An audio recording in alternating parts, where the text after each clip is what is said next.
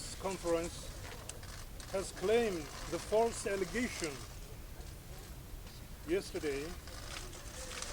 I am going to disclose Malaysia's unjust behaviors and contradictions of their suggestions through the interview, after informing our stance in the meeting with the Deputy Secretary General for Bilateral Affairs of the Ministry of Foreign Affairs of Malaysia. It has been 7 days since the incident, but there is no clear evidence on the cause of the death, and at the moment we cannot trust the investigation by the Malaysian police, even though its result would be obtained. It is also reported that Deputy Prime Minister and Home Minister of Malaysia spoke to the media that Malaysia would accept our request to release the body.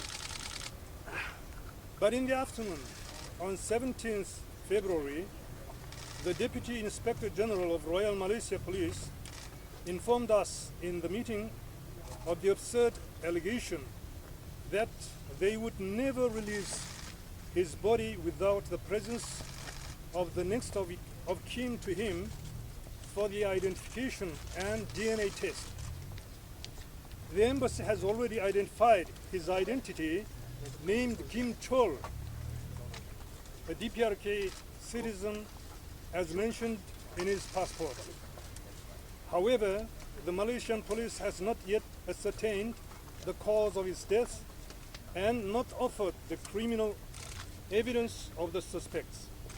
This apparently shows that the investigation by the Malaysian police is not for the clarification of the cause of the death and search of the suspect, but it is out of the political aim. The deceased is not ordinary citizen, but a diplomatic passport holder who is under the diplomatic privileges, which means the Vienna Convention on Diplomatic Relations should be abided by. The request for the DNA sample from the family of the deceased is a preposterous one. If the death of the DPRK citizen named Kim Chol is not a natural one and is murdered as alleged by the Malaysian side, the latter should be fully responsible for the murder of our citizen Malaysia. We have the right to request for the investigation result as the victim's side. We demand for the meeting with such female suspects to reveal the truth. And if it is true, what a contradiction that the doped person has died, but the person who doped is alive.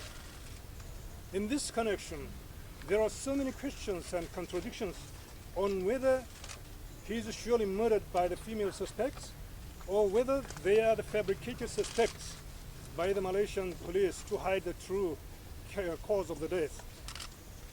Up to date, we have been respecting the Malaysian police and waiting with patience for their fair and accurate investigation result. On the contrary, they pinned the suspicion on us and targeted the investigation against us.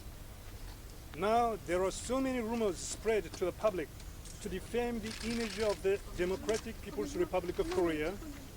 The Malaysian police should bear the full responsibility for that.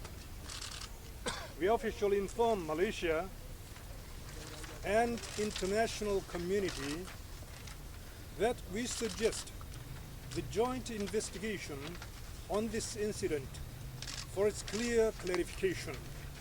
If Malaysia agrees with our suggestion, we'll dispatch the lawyers' delegation, which means our determination to clarify this incident by the joint investigation with Malaysia.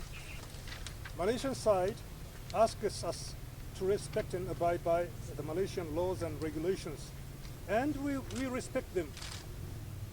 But in the relations between the countries, the international customs and practices, including international laws and consular laws, are working.